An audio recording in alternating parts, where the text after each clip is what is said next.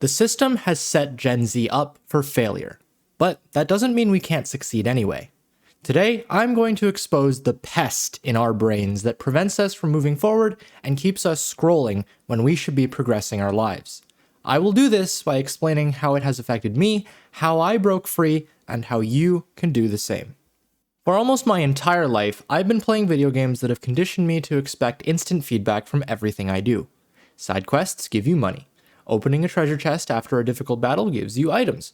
Dying usually comes with a quick, simple, and effective "you died" message. Under certain circumstances, this kind of instant feedback works beautifully.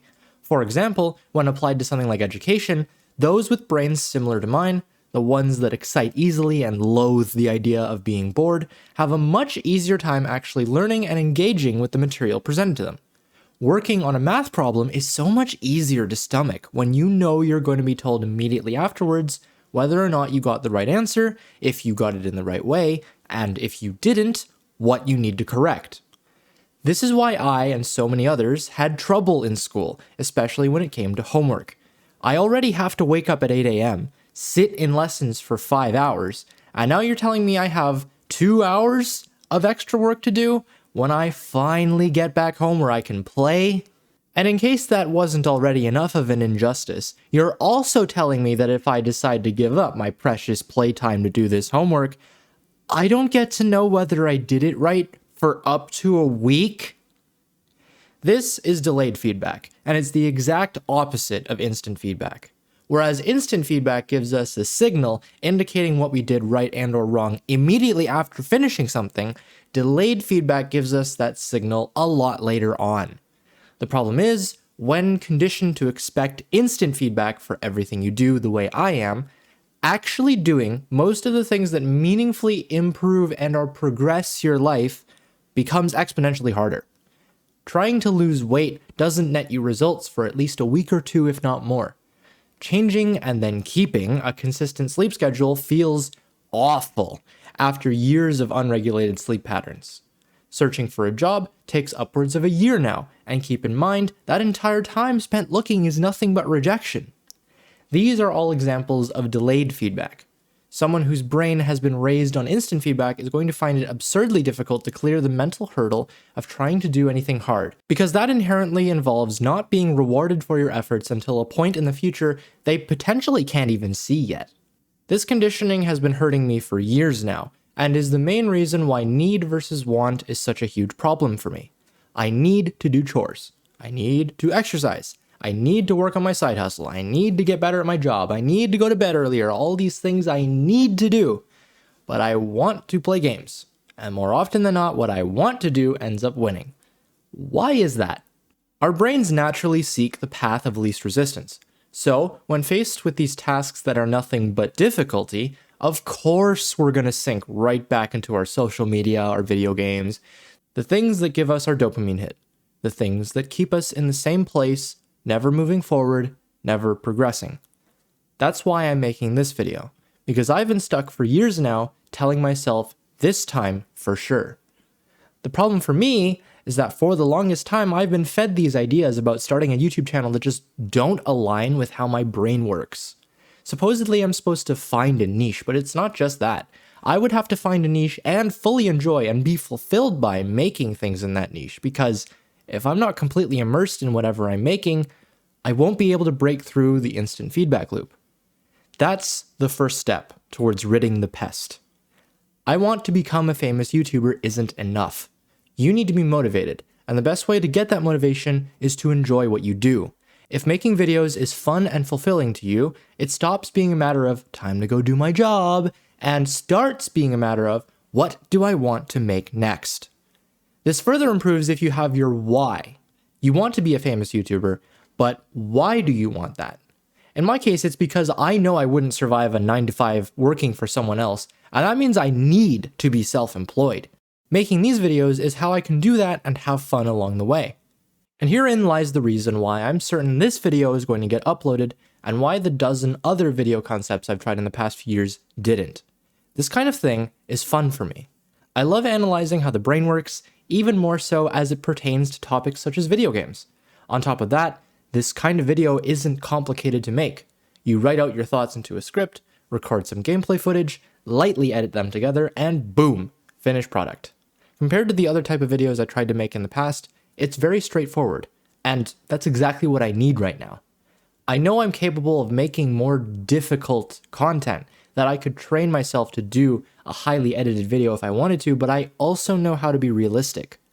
We've been unknowingly set up for failure, and succeeding despite that requires accepting that this is how things are. This is how our brains are wired right now. And in order to change that, improve, and break free, some things we want to do now should instead be worked up to slowly.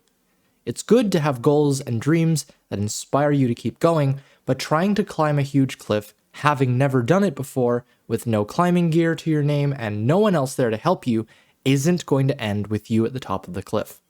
Instead, learn how to climb a small ledge first, then climb over a slightly taller ledge, gradually increasing height as you go. It's kind of the same as the science-backed strategy of doing easier questions on an exam first, because confidently answering those and knowing you got them right builds confidence, which in turn sets you up with a higher chance of answering the harder questions correctly. That's step 2 of killing the pest. Start small. That's what I'm doing with this video. It represents the small ledge for me. Once I do this, I'll have grown in some way, gotten better at script writing, deepened my understanding of how my brain works, and how that factors into my video making processes, and perhaps even sharpened my editing skills. Imagine how my skill set will look after months or perhaps years of doing this. In the blink of an eye, suddenly I'll have reached the skill levels required to make that highly edited video quickly, and all it took was keeping things realistic and deciding to climb that small ledge instead of trying desperately to climb that huge cliff.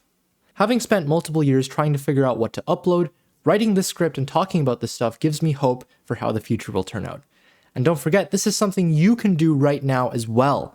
You don't have to deal with that multiple year period of not knowing what to do, because the solution is simple and I've found it for you.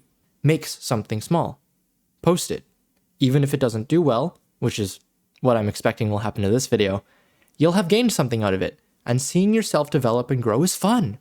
That in and of itself can be its own reward and a way to break free from the instant feedback loop. That's also step 3. Find rewards in the process. Break the process down into smaller achievable goals and congratulate yourself when you achieve them. Swimming 400 meters in 10 minutes isn't easy, but it helps me to count each and every time I get from one end of the pool to the other. Each word you write is progress. Each video you upload is a step forward. Each idea you generate is proof that the winds are going to roll in. Soon, you'll look back and wonder how the scripts you wrote were so bad. But that's proof that you succeeded, and that you will continue to succeed. If you're looking for more specific steps, try this. Figure out what it is you love doing, whether that be art, entrepreneurship, teaching, anything can be turned into something good. Then simply record the process of doing that thing. Think of it as immortalizing the journey. Articulate your thoughts. Tell us about your life, where it is now, and where you want it to be in the future. Don't worry about what all the advice on YouTube says yet. That's for later. Right now, all you need to worry about is getting started, because once you get the ball rolling, you'll learn more about whether or not this YouTube thing is right for you, how to make it work, how to polish up the skills needed, and much more. Watching YouTube advice comes later, when you understand how to truly apply it. That is step 4. Work with your brain instead of fighting against it. Each time I would think of a new video concept to make, my brain would always come up with reasons not to finish it. That niche is too competitive. Someone's going to get there first. You don't have any ideas yet. You can't sustain a channel like this. This is your brain's defense mechanism intended to keep you away from the hard stuff that might bore you to death. It's difficult to step out of your comfort zone and easy to scroll shorts, which is why you need to hit the safety override and push through. If there's one thing and one thing only that you take away from this video, I want it to be this. Find something small that's also simple and fun to work on right now. Don't let your brain come up with excuses on why you shouldn't do it.